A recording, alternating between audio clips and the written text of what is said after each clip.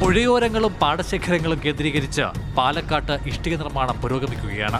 വയലിൽ നിന്നും പരിധിയിലധികം മണ്ണെടുത്തും പുഴയോരങ്ങൾ കുഴിച്ചുമാണ് പ്രവർത്തനങ്ങൾ. ജില്ലയിലാകമാനം ഞങ്ങൾ നടത്തിയ കണക്കെടുപ്പിൽ 1000-ലേറെ ഇഷ്ടിക ചൂളകൾ ഇത്തരത്തിൽ സജീവമാണെന്ന് കണ്ടെത്തി. ഒന്നിന് പോലും ലൈസൻസ് ഇല്ല എന്നത് സ്ഥിതിഗതികളുടെ ഗൗരവം കൂട്ടുന്നു. പരാതി വന്നു കഴിഞ്ഞാൽ നമ്മൾ ചെയ്യുന്ന സ്ഥലത്ത് പോയി സൈറ്റ് ഇൻസ്പെക്ട് ചെയ്ത് ഖനനം ചെയ്ത മണ്ണിൻ്റെ അളവ് തിട്ടപ്പെടുത്തിയിട്ട് അതിൻ്റെ റോയൽറ്റിയും പിഴ വില എന്നിവ 2015 KMC ചട്ടപ്രകാരം അങ്ങനെ 3 ഇരട്ടിയായിട്ട് ഈടാക്കണം. ചൂളപ്രവർത്തനത്തിന് അനുമതി തേടി 52 അപേക്ഷകളാണ് ജില്ലാ കളക്ടർക്ക് ലഭിച്ചത്.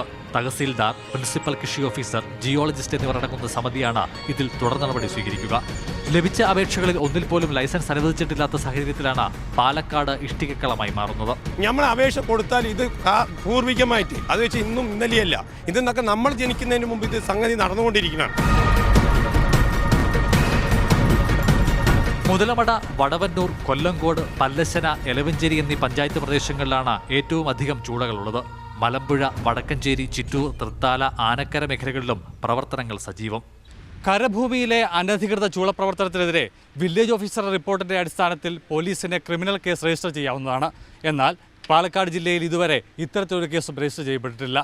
കഞ്ചിക്കോട് നിന്നും ക്യാമറമാൻ മനോജ് പുതുപ്പടിക്കൊപ്പം CK അഭിലാൽ, മാതൃഭൂമി ന്യൂസ്.